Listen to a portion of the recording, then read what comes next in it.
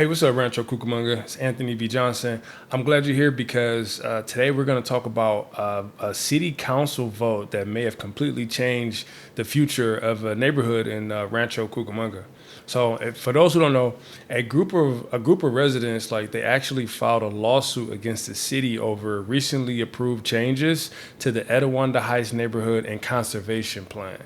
Like, I'm not sure if you guys oppose this project or if you're for the project, but it does have the potential to impact property values, traffic, infrastructure, and even the future identity of, like, the Rancho Cucamonga as a whole. It's a pretty big project. So let's talk about exactly what's going on. For years, like, the city has planned to develop Etiwanda Heights. I know you guys probably heard of the buzz. The original vision was somewhere around 2,700 to 3,000 homes. Like, and most residents, they understood, the development was coming.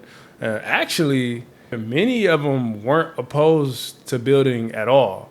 But recently, the city council approved an amendment that would allow significantly more housing, potentially 6,000 homes through increased density.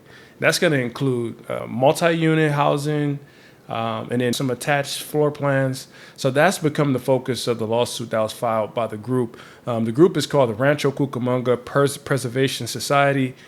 Here's why the residents are upset. This is where it gets to be a little interesting. The lawsuit isn't saying don't build, right? Instead, like, many of the residents, they argue that the city changed the plan from what residents believe had originally been approved. Like, they're concerned, and these are legitimate concerns, right? The density nearly doubled. And with that comes a lot, right? Can our roads handle it? I mean, you've seen Banyan, right? You've seen Milliken. Will traffic get worse? And, will the emergency evacuation routes function the same way in case of wildfires? Can schools and the infrastructures keep up? These are legitimate questions. Also, a bigger question is, will Rancho start feeling less of a suburb and more of an urban area? Those are questions that, like, many of the residents are asking, and that's the focus point of the lawsuit. So let's switch gears a little bit.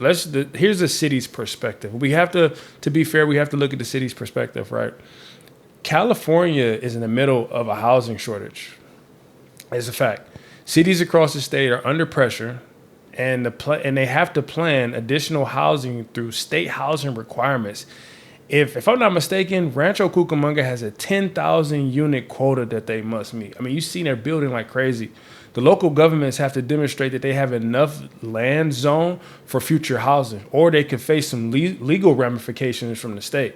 So from the city's point of view, you get where I'm coming from? From the city's point of view, they aren't really deciding whether they like growth or not, right?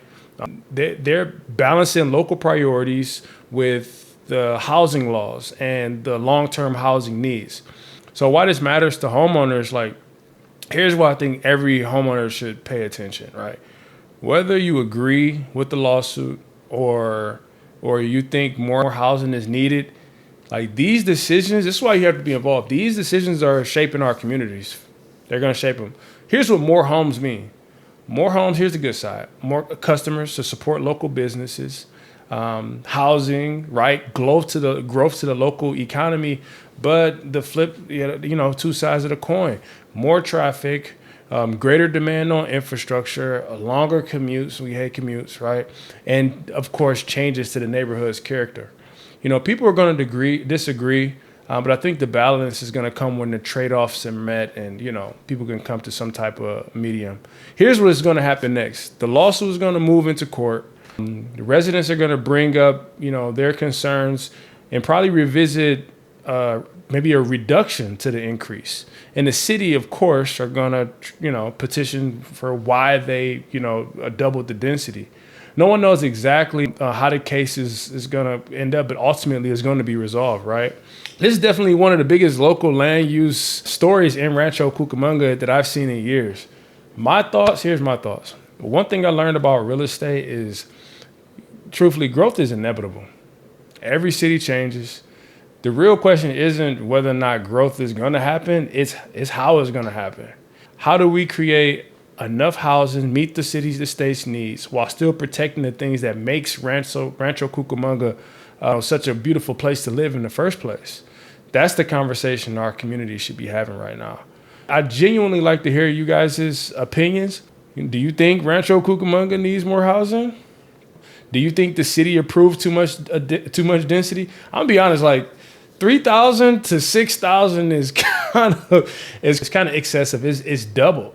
But I would love to hear both sides of the conversation. You know, people who are for it, people who aren't for it. If you guys enjoy staying informed about Rancho Cucamonga's real estate, local developments, property walkthroughs, the works, smash like, subscribe. I appreciate you guys. Again, this is Anthony B. Johnson. Thanks for watching. Peace.